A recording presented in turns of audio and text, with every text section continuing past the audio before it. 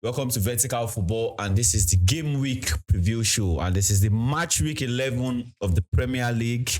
Sunderland versus is this the best club in England at the moment? Yes, versus Arsenal. I want to give them that title.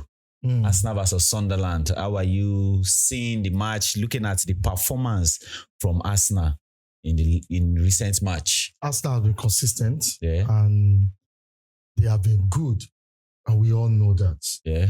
But now I think it's high time for me to start talking about Arsenal deficiency, because one problem that people don't see is a problem of when you are victorious, when you are winning every time, people tend to turn blind eyes to your loopholes, and I think it's high time for us to start setting it in all about Arsenal right now. So I think that's what we need to start doing now. Yeah, so before we go into the match, just give us a peep into what you mean loophole that this club are evading or trying not to see because they are in the winning phase. Now, you will notice we said for good 5 years, it has been said that Arsenal have been rebuilding, right? Yeah. Now, and 3 years ago, there is the Arsenal of then is even with the Arsenal of now. Yeah. Now they are more mature. Yeah. But now, coming down from 3 years, creativity has been reducing. Now they are more creative in the set piece angle of the game and not in open play. There was a season, maybe the toss season ago, like 2002, 2003. 22, 23. Yeah, 2002 stroke 2023. They said they have the best team in open play. Yeah. In fact, Odegaard was the best person, apart from Bruno Fernandes. Yeah. He provided more open play chances, big chances than any other player in the Premiership 3 years ago. But then they don't have defense. 2004, 2005. 24. 2024, sorry. To 2025. Now they were more solid. But we noticed that there was a reduce from 2024 down to 2025, from 2022 down to 2025. There is this reduce in open play creativity. And the creativity, yes, they are dominant, but 2024, 2025, they are more solid in the back. And they create one or two chances, but we have been seeing the snippets of these crosses, corners. Now, 10 matches. And out of these 10 matches, they scored 18 goals. Now, in these 18 goals, just 5 they scored in open space, open play. Now, that is the stats. And now, if you are now looking at that 5 goals,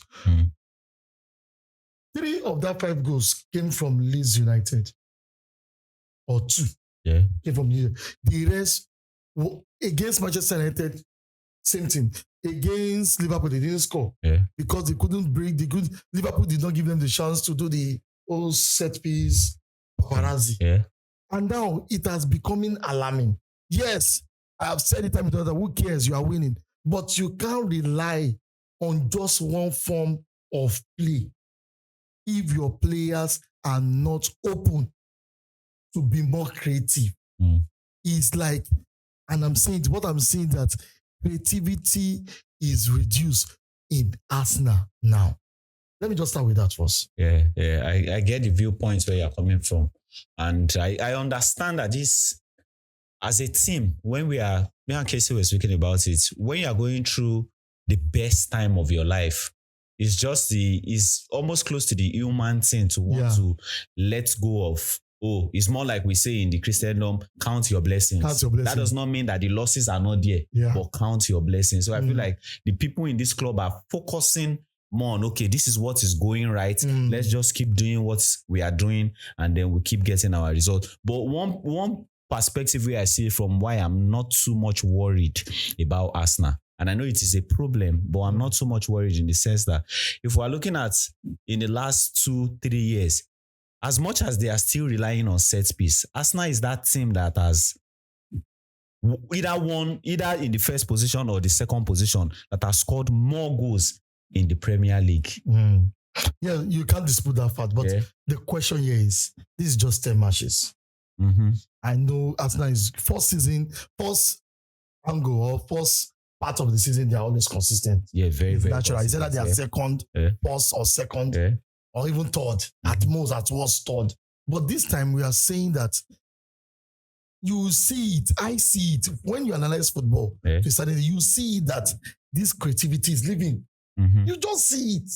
Take, for example, do you know that the number one player that created the most chance in Arsenal is Declan Rice? Now imagine, how did he create that chance? Corners, free kick, dead balls. Now that is your best.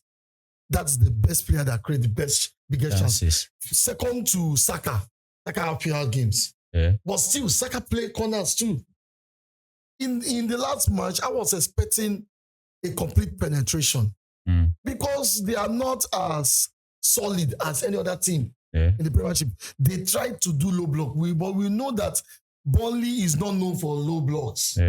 But they did it even without being compact, even with all the shakiness and everything. Still, Arsenal could not even create a sensible open play game. It's terrible. The players, so I said it in my 5 things. Players have to think out of the box. Because you can't have a player like Eze and he's joining the wagon. He's joining the wagon. Yes, I know Eze will give them more, but you can't have that type of player and he should join the wagon. Because when you see a player here, the next thing is, let's do square play. It is not bad. It's part of the game. But when teams, one thing about the Premiership is not La Liga. It's not German Bundesliga that you can do one thing on and on and on for a whole season. People say, that's what they do. In the Premiership, people do their homework. And Arsenal needs to come up to be unpredictable. If you want to be the champion of England, you must be unpredictable. That means check those teams that have won. Even what people call anomaly, Leicester City. They weren't predictable. They were not. You can see that they were creating good chances. So I know teams are going direct. I know I've said, who cares, so far they are winning. But it's getting alarming. It's not me telling them that if they win the league with set piece, all fine and good. But I'm saying that it's becoming alarming. It's becoming crazy that they are focusing on one angle of the game. And even though they are solid in the defense, they need to go head to head with teams. Let me give you an example. Champions League last season against PSG. They did this set piece and everything with PSG. They could not even penetrate. They could not. You need sometimes, they are dominant in the game, play here, pass here, but let it be known that you have different Arsenal as your team weapon in your bags, in your box than only set piece. Because people now, if you notice analytically, you will know that more teams are now doing more of low block with Arsenal to combat that set piece issue. So that is why teams are more aggressive in the box than any other time against Arsenal. So we need to let Arsenal fans see that. If I did not let Arsenal fans see that, then I'm not doing a good job as an analyst. I understand where you're coming from. Just speak about that lastly before we go into this match particularly. One thing or one place where I see it from is to score set piece is not a bad thing. It's not. To score long throws, to score from long throw is never a bad thing. But what makes it bad is when you become so dependent on it that you cannot even see other means of getting goals in a particular match. And I think they would definitely have to work. Start even said it. If you remove set piece from Arsenal's goal this season, you'll be shocked the position they are. Some people say 5th, some people say 18th. But when you look at it, because most of their set piece always first goals. When you score first goal set piece, the rest start moving. So, but at the same time, it is good. All teams do this.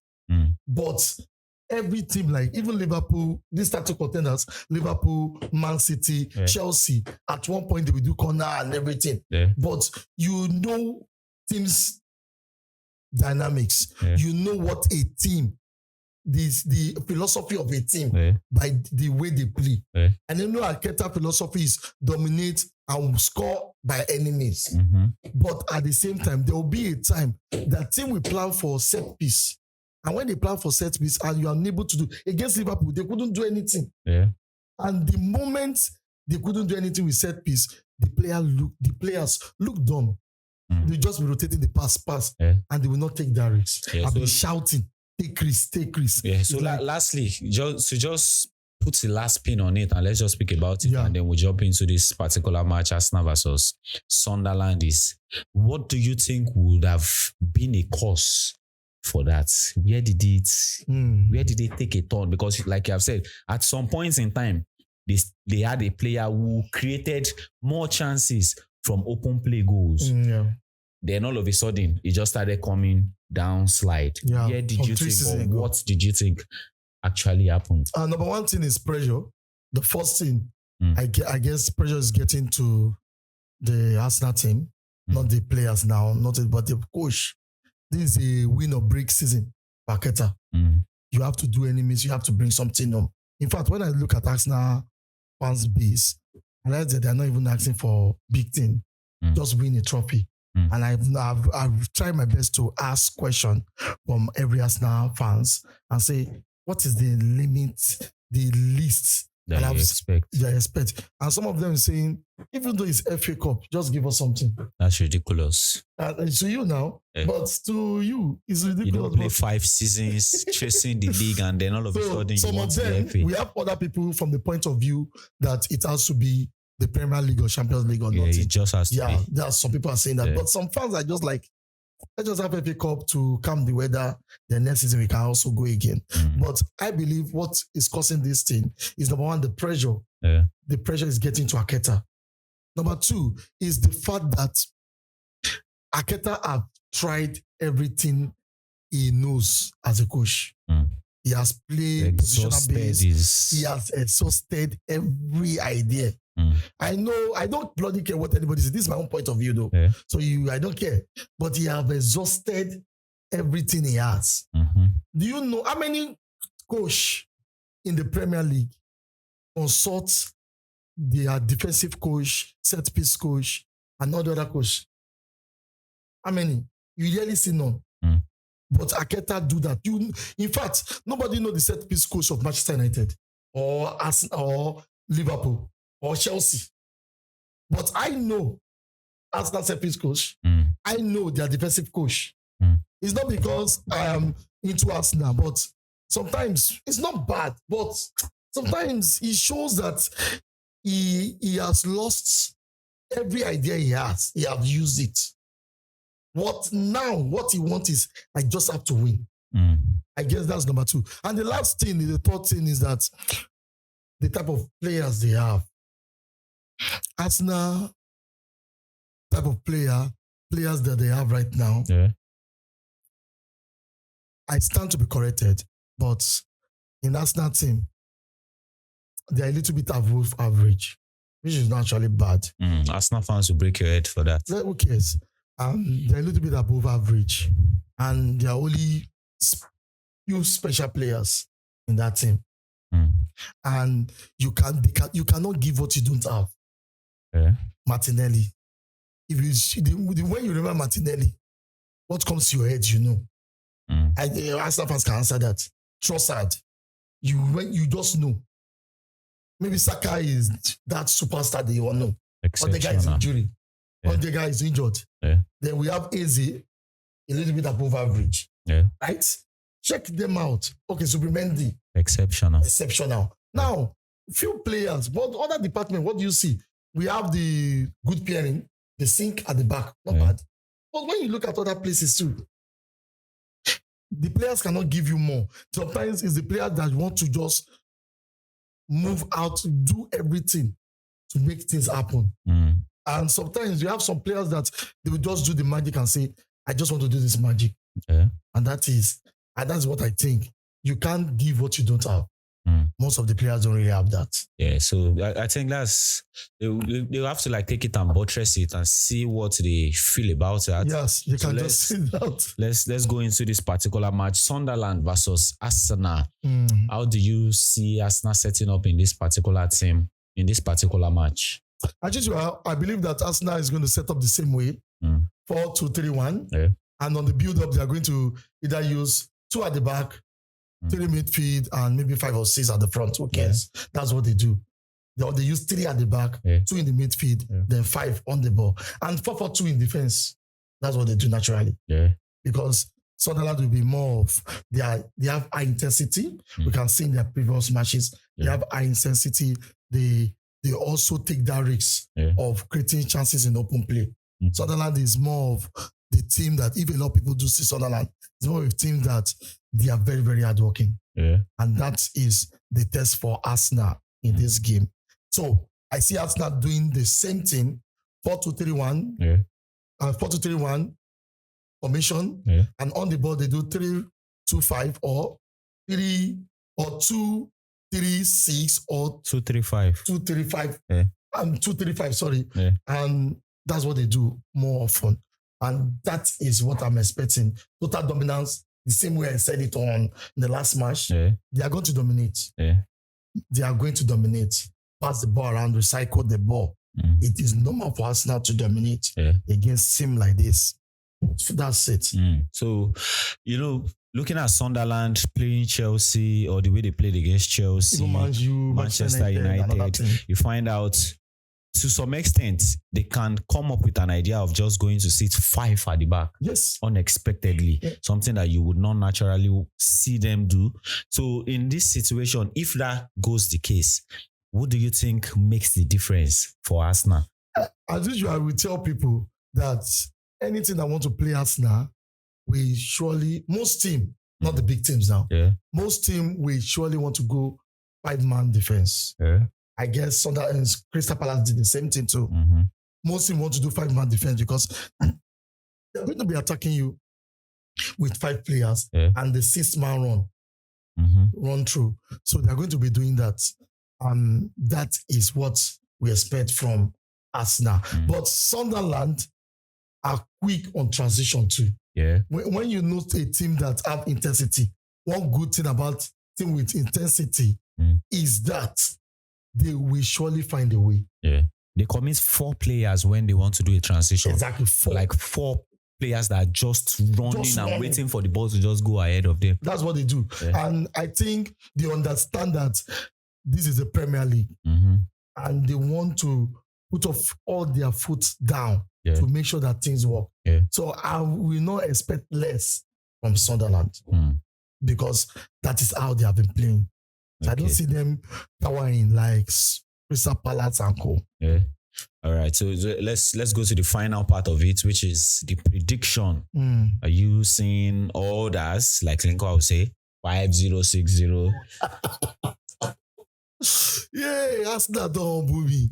Last match, I said 3 goals for Gyökeres.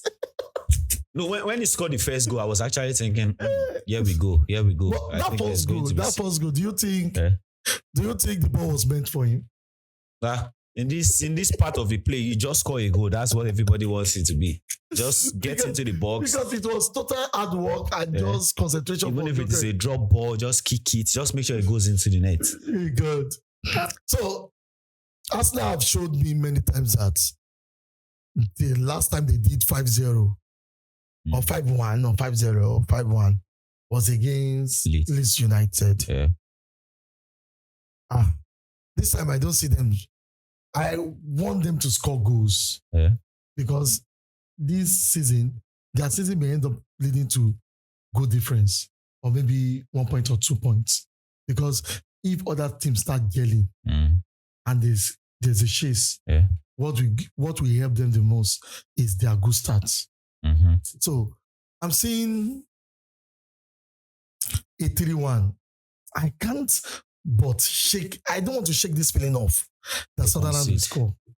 I don't know, but I have this feeling that maybe Sunderland will score in this match. Even Arsenal Arsenal fans are now saying, "Oh, we have a record. They want to do another unbeaten." So it's massive record. Nobody should take that away from them. Like, now, like, 10, is it going to 10? Eight match on a row. Matches on a row. Nobody scored them.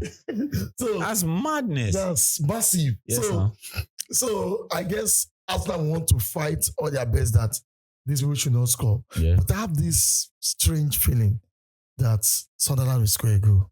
I don't know. Let's see how it plays out. And lastly, let's just go overboard. Let's go deep into the future. There is a record in the Premier League 2004-2005. Chelsea, 15 goals conceded in a full season. Do you think it is possible that Arsenal breaks that record this season? Nothing is impossible in the game of football. Nothing. Yeah. But with Chelsea, 15 goals. Yeah. Wow. That means Arsenal should do less or equal it. Right? Arsenal should do less or equal it. Can they beat? They should, because they did 10 matches now. And it's just, how many goals? I want to check 3 goals or 4 goals, right? Yeah, 3 goals or 4 goals.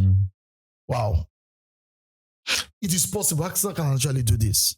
But if they want to do this, it means that they need to, their creativity must be in another level.